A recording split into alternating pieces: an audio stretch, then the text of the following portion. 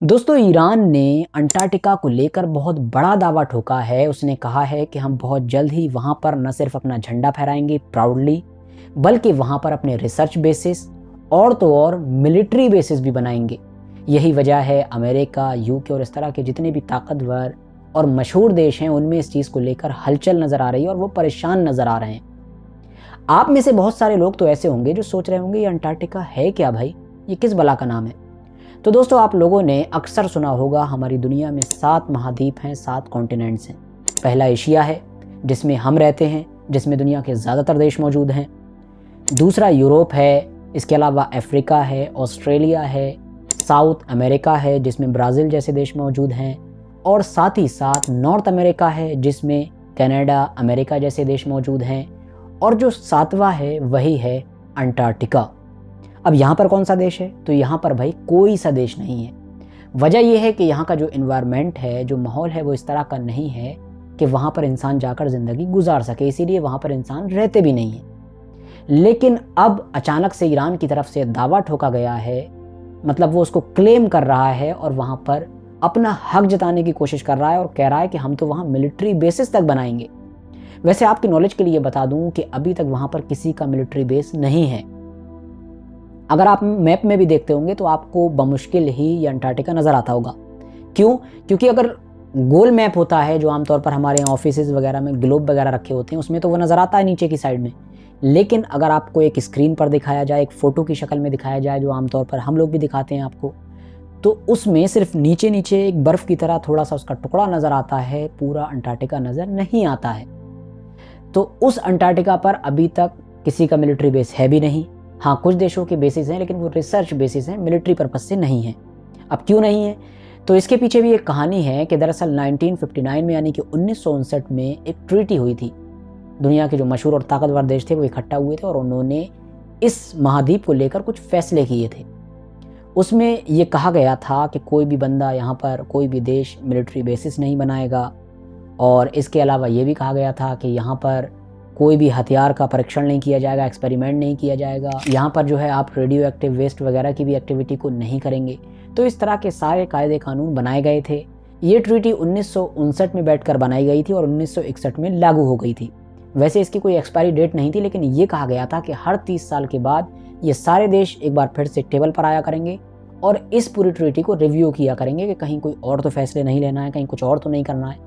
इसीलिए सन 1991 में जब एक बार फिर से ये सारे देश बैठे तो इन्होंने ये भी ऐड किया कि अगले 5 दशकों तक, यानी 50 सालों तक, कोई भी देश यहाँ पर एक्सप्लोरेशन नहीं कर सकता है।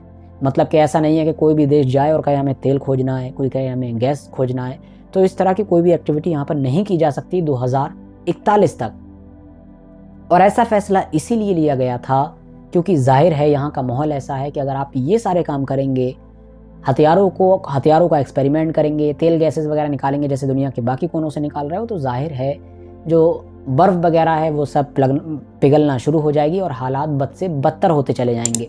मगर अब सवाल यही है कि जब ऑलरेडी दुनिया के ताकतवर देश यानी कि अमेरिका, यूके, रशिया, चाइना, इन सब के भी वहाँ पर मिलिट्री बेसिस नहीं है, तो ईरान को क्या पड़ी है अचानक कि वो इतना बड़ा दावा कर रहा है, वो भी ऐसी जगह पर बनाने का कि जो बहुत दूर है, जहाँ पर इंसान की ज़िंदगी तक मुमकिन नहीं मानी जाती है। तो वो ऐसा क्यों कर रहा है और कैसे कर पाएगा वो?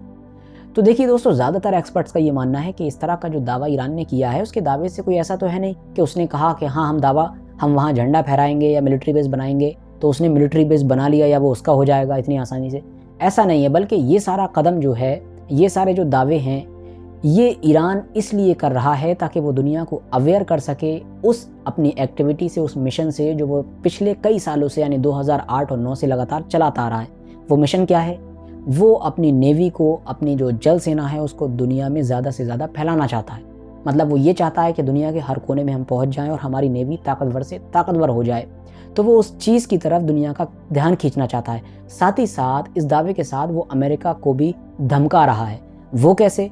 वो इस तरह से कि आपने देखा होगा पर्शियन गल्फ जो पूरा इलाका है, जो ईरान के अंडर में आता है, मतलब ईरान के बॉर्डर से जुड़ा हुआ है, जहाँ पर नेचुरल रिसोर्सेज भी काफ़ी ज़्यादा हैं ऐसा माना जाता है।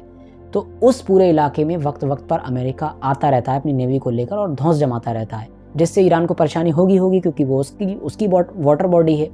तो इस वजह से ये देखा गया है कि पहले भी ईरान कई बार इस तरह की बातें करता है कि हम तो दुनिया के हर कोने में अपनी नेवी को लेकर जाएंगे, और ये दिखाना चाहता है कि हम अमेरिका के पास भी पहुंचेंगे। और ऐसा माना जाता है कि मुमकिन है हम देखें बहुत जल्द ही कि जो ईरान है वो अमेरिका की जो वाटर बॉडी है, यानी अमेरिका जो देश है उसके आसपास के इलाके में भी उसकी नेवी हमको नज़र आए, इसीलिए ताकि वो इस साइड में जो अमेरिका एक्टिविटी कर रहा है उसको कंट्रोल कर सके, उसको काउंटर कर सके।